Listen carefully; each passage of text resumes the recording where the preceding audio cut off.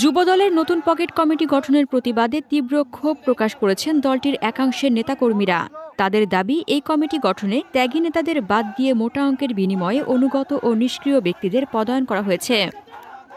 এ ঘটনার প্রতিবাদে বিক্ষোভ মিছিল ও সমাবেশ করে একাংশের নেতাকর্মীরা বিএনপির কেন্দ্রীয় কমিটির সাংগঠনিক সম্পাদক মাহবুবুর রহমান শামীমকে কমিটি বাণিজ্যের মাস্টারমাইন্ড হিসেবে আখ্যা দেন এবং তাকে অবাঞ্ছিত ঘোষণা করে তার কুশপুত্তলিকা দাহ করেন।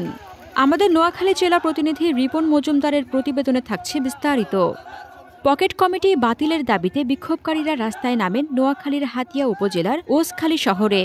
বৃহস্পতিবার বেলা ১১টার দিকে শহরের বিভিন্ন সড়কে বিক্ষোভ মিছিল শেষে তারা সমাবেশ করেন।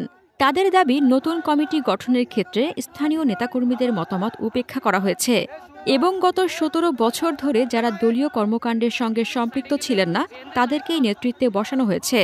তারা অবিলম্বে এই কমিটি বাতিল করে ত্যাগী ও যোগ্য নেতাদের নিয়ে নতুন কমিটি গঠনের আহ্বান জানান।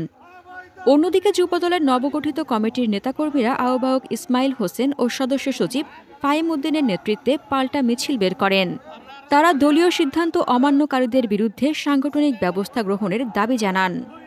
বিক্ষোভ সমাবেশে বক্তব্য রাখেন সদ্য বিদায়ী যুবদলের সিনিয়র যুগ্ম আহ্বায়ক আমিরুল ইসলাম আমির, সদ্য সাবেক যুগ্ম আহ্বায়ক মোহাম্মদ শাহিন সহ অন্যান্য নেতারা। তারা অভিযোগ করেন, মাহবুবুর রহমান শামীম চোরাগোপ্তা পন্থায় মোটা অঙ্কের টাকার বিনিময়ে এই কমিটি গঠন করেছেন। নেতারা বলেন, যাদের দিয়ে কমিটি ঘোষণা করা হয়েছে তারা কমিটিতে পদ প্রত্যাশীও ছিলেন না, অথচ ত্যাগী নেতাদের বঞ্চিত করা হয়েছে। বিক্ষোভকারীরা ঘোষণা দেন, যদি দ্রুত এই পকেট কমিটি বাতিল না করা হয় এবং যোগ্য ও ত্যাগী নেতাদের মূল্যায়ন না করা হয় তাহলে তারা বৃহত্তর কর্মসূচির ডাক দেবেন।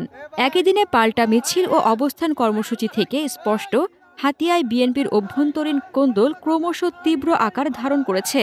পরিস্থিতি সামাল দিতে দলীয় উচ্চ পর্যায়ের হস্তক্ষেপ প্রয়োজন বলে মনে করছেন স্থানীয় বিশ্লেষকরা।